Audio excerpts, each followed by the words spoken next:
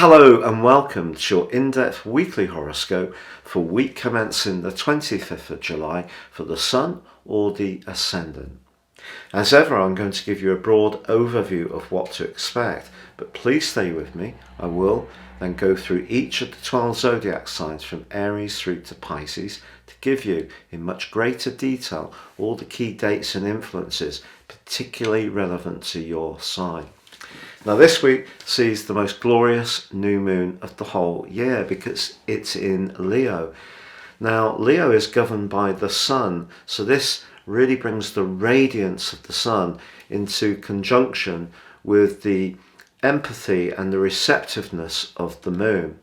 Now in terms of the moon, Cancer is the most influential new moon of the year, but the Sun really here is asking us to embrace our talents, our flair, our joys, our self-expression, and it also forges near to a perfect 120-degree angle with Jupiter, the planet of growth, in the other fire sign of Aries.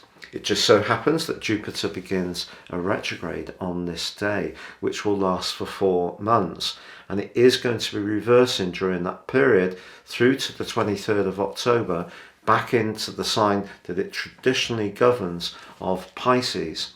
But this next month does give us a wonderful opportunity to showcase the things we really enjoy, to meet with the people that give us the most pleasure. And it could, if you're single, also be significant as far as your love life is concerned.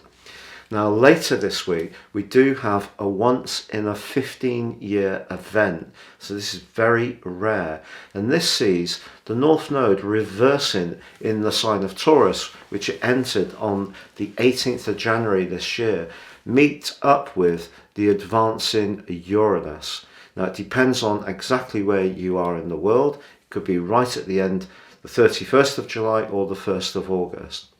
But then on the next day, the 1st of August or the 2nd of August, in the early hours in the UK, Uranus then goes on to become exactly side by side with Mars. Now the last time the three were together was in 2007 in the sign of Pisces, and we had the subprime crisis. Now if you would like to know more about Jupiter's retrograde and also this very influential link between Uranus, the North Node and Mars, please see my special videos beneath this one, which you can click through to join me as I explore both topics in much greater detail. But certainly in terms of all that energy at the end of this week, it is in another fixed sign of Taurus. Now Taurus is about foundations. It's about being aware of how we consolidate our early progress, which comes through the sign of Aries. So it can, obviously it's ruled by Venus, so it can have a great appreciation of the good things in life. Now that can be the aesthetics of homegrown vegetables or organics, or it could be something that's much more luxurious. But with Uranus in the mix, Uranus is the planet of truth, but it's also the planet of change, and Taurus is a sign which is most reluctant to really embrace change. It really appreciates continuity. Now in a technical sense, Uranus is in its full in this sign, but also Mars is in its detriment in Taurus. So this is not necessarily a time where we should be too rash with our resources, but with the North Node meeting these two planets, the North Node is almost like the collective outcome of all our behaviour over the last 15 years. And it could be said that's very much to do with consumerism or our connection in a more intimate way with others. And of course Uranus can break free of restrictions as much as highlight to us new innovative approaches. So I think in general, particularly with Venus forging a really lovely link to the trio of influences in Taurus, we're really being asked to be much more mindful of how we use all our core resources. So that could be down to how much water we use. It could be down to, if you're in the southern hemisphere, how we manage your heating at this present time. It could be about how we approach food. Are there ways that we can actually recreate our approach to the making and enjoyment of food? So all these things are going to be big topics, but I think it's also possible we are going to see continuing headwinds in terms of interest rates, devaluation of certain stocks. Obviously, digital currencies have really slid in recent weeks, and I think there is going to be the potential for instability.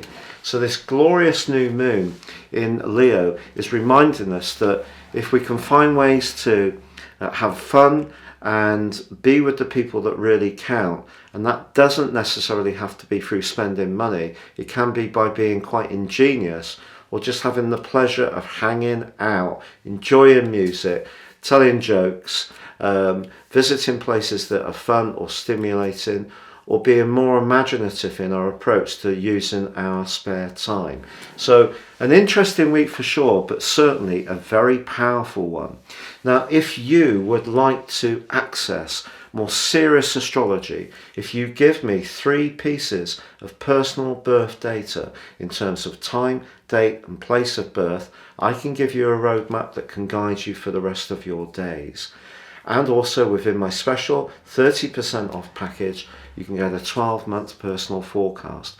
These charts are totally individual to the person they're produced for and can give searing insights, help us to understand some of the negative patterns that have gone on in our lives and grow beyond them, but also seize opportunities by having a better understanding of ourselves.